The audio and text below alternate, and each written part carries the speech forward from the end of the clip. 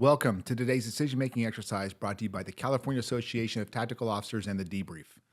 My name is Toby Darby, and I'm a board member and instructor for CATO.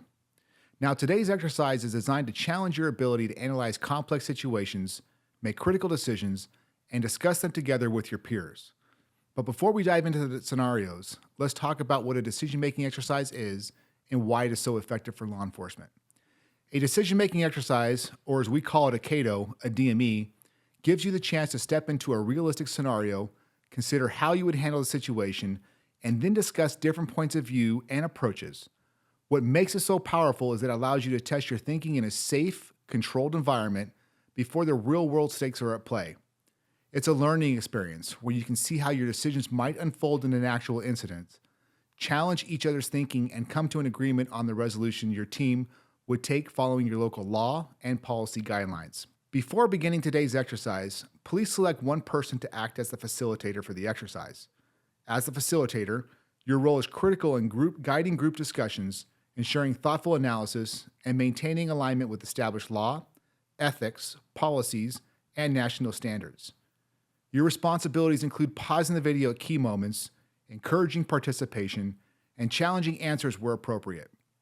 After each section or scenario prompt, you will pause the video to allow the group time to discuss and respond to the specific questions presented.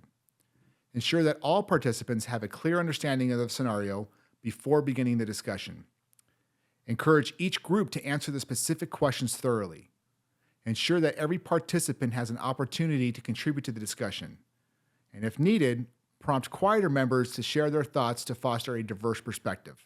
Listen carefully to the group's responses and challenge answers that may cause disagreement or do not align with legal, ethical, or policy standards. Use your knowledge of law enforcement policies, best practices, and national standards to steer the group back if their answers conflict with what is being trained or applied across the country. When disagreements arise, encourage the group to explore the reasons behind each stance. Push the group to justify their decisions, asking them to consider potential consequences, risk, and the balance between tactical action and safety. If any supporting documents, reference materials, or handouts are provided, distribute them at the appropriate times. Ensure participants review and incorporate this information into their decision-making process. Remind the group that the exercise is designed to stimulate real-world decision-making. The objective is not just to get the answer right, but to understand the thought process behind each decision. In the words of Simon Sinek, understand the why. In today's session, you'll be divided into small groups of 3 to 4 people per table. We will present you with several questions pertaining to today's incident. After each question is asked, I want you to pause the video, break into your groups, and discuss the problem. Talk through your solutions, frame how you see the issue, and consider what the dilemmas are that make it a challenge. Use this opportunity to share perspectives and think critically about the factors at play. Each breakout session will be about 5 to 10 minutes. Each small group should determine their answers to the questions asked. Before today's scenario, I will briefly cover a principle or concept related to tactical science, critical decision-making, or other considerations that will help you approach the problem. That said, make sure to include these concepts in your solutions and discussions. By the end, you will not only have an understanding of your own decision-making process, but also how to incorporate these concepts into real-life incidents. Finally, make sure that each time you return from your breakout sessions, you use a different person to brief back what your table discussed. If you are more tenured at your table, I would encourage you to let those at your table who have less experience talk first. You will see that not everyone sees the problem the same way and may have a different way on how they handle the problem. This happens because people in your class or your group have different levels of training, education, experience, and cognitive biases. That's what's great about these exercises. Exposing different points of view and applying different tactics to these situations. At the end of today's exercise, you'll be able to see how your decision-making played out during an actual incident. Now let's get started.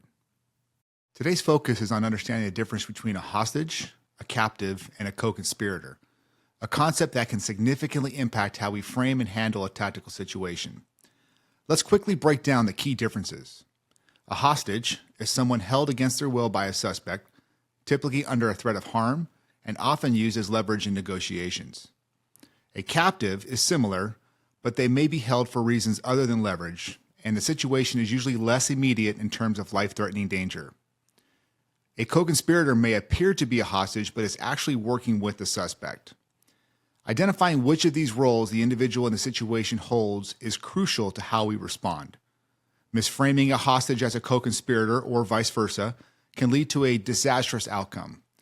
We'll explore this further as we move into the scenario. Today's scenario will challenge your decision-making for an incident where officers responded to a motel after receiving reports of a male matching the description of an escaped inmate entering a room with a female.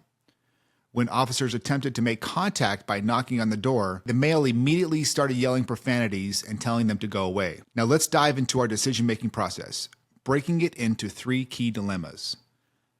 In every class we teach at Cato, we stress the importance of framing the problem correctly to ensure the right strategy or tactic is used. In this case, what are you framing the problem as? A hostage situation or a barricaded suspect with a co-conspirator? Second question is, would you force entry now or back off and call for additional resources? The third question in this dilemma is, how do you balance the safety of the female, officers, and the suspect while resolving the situation? Now break into your groups. The questions will be posted on the screen during the break, and at this time, it's appropriate to pause this video.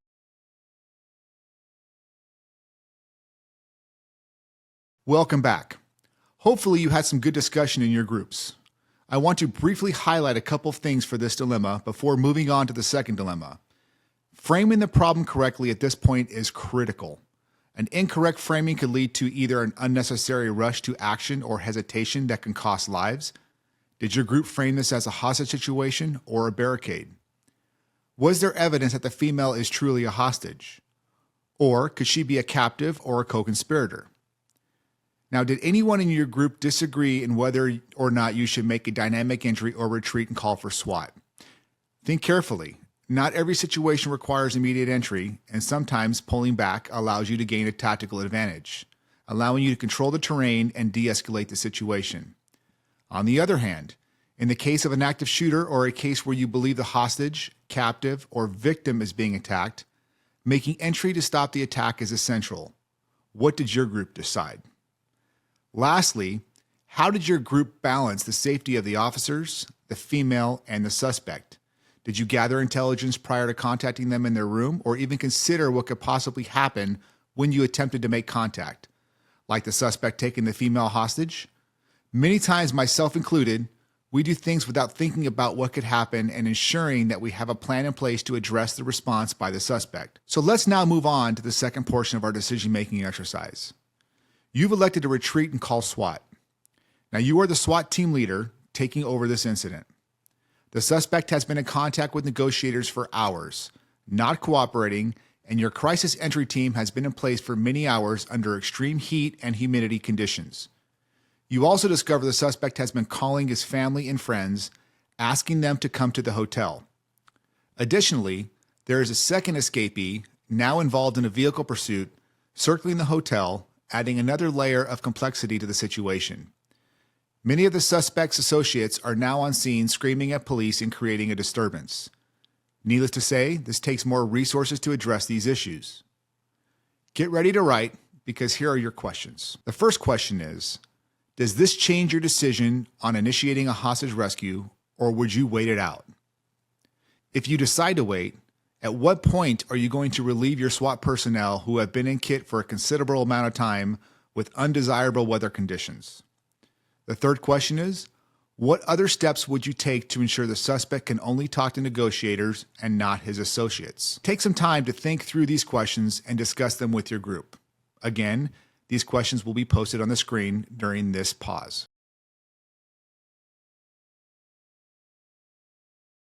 Welcome back. So to go over a couple things, did your group consider the added pressure of the suspect's support system arriving on scene and the potential threat posed by the second escapee in the area? Does the presence of these external factors increase the urgency of the situation, or do you maintain your original plan of patience and negotiation? Everything is context dependent, and it is important to ensure that we are doing things that are in accordance with achieving our objective or end state. Obstacles will always be present, so we have to not only be prepared to deal with them, but also try to predict what may happen and have the personnel and plans in place to deal with them, also known as contingency plans. Now let's move on to the third dilemma. Welcome to the last portion of our decision-making exercise. At this point, you've chosen to wait on the crisis entry and called in a SWAT team from an adjacent county to relieve your team as your officers rest at a nearby fire station. You've also positioned officers to hold the crowd back. So now, as your team is resting, negotiators intercept a Facebook Live video where the suspect holding a knife to the female victim says, "They think I'm playing around. Do you think I'm playing around?" while visibly threatening her with a knife. Now you're faced with this critical decision. We have blurred out the suspect's face in accordance with our policy of never giving the suspects notoriety. Man, shut the fuck up! What's up, y'all? I don't know what's wrong with people nowadays. I think y'all think this shit's a game. I think you think this shit is funny. Do you think this shit is funny? Do you think this shit is fucking funny? Do you think it's funny? I know this dog don't think so. I'm saying, why the fuck y'all think this shit a game? See, y'all keep playing with me, man. Hey, I told you what the fuck I wanted. I told you to stop talking to me unless I get it. You don't want shit to turn up, then do what the fuck I said. I told you, I want to talk to my people. I'm trying to let her have a fucking phone call, just cause I'm not a bad guy. But I'm saying, y'all keep fucking with me, motherfuckers gonna end up dead. We're playing games. Alright, then do what the fuck I just said, and I'm telling you right now, shit'll go a whole lot fucking smooth. Otherwise, somebody's gonna get fucking shot, and someone's gonna get fucking dead. Quit playing with me. Yeah, they don't need to know shit. Fuck what they talking about. Fuck with the shit they talking about. I don't give a fuck about none of that. I don't give a fuck about none of that shit. Now that you've watched the video, here are your questions. Does this video reframe this incident for you? The second question is, would you tell the SWAT team that relieved you to initiate a rescue, or would you call for your team to get up and take over? The third question is, would you consider this an imminent threat, especially considering the suspect knows the victim and hasn't harmed her yet? Now take a moment to think about these questions and discuss them with your group. As always, these questions will be on the screen during this pause.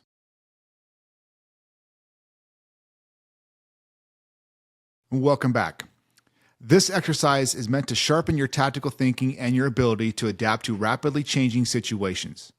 The key takeaway today is understanding the importance of correctly framing the problem, whether it's a hostage, captive, or co-conspirator, and making calculated decisions based on the available intelligence. Yes, this incident actually happened to the Warren County Regional SWAT Team on July 12, 2022, in the state of Ohio. Thanks for joining us, and remember, sound judgment and tactical patience can often save lives.